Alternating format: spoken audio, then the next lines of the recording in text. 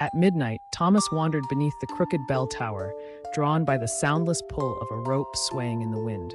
The villagers warned him never to enter, but curiosity outweighed caution.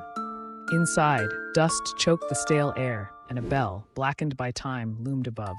Thomas gripped the frayed rope and yanked. The bell tolled, its sound echoing through empty streets. Lights flickered on in every house, faces pressed to windows, eyes wide with terror. They watched as shadows spilled from the tower, curling around Thomas.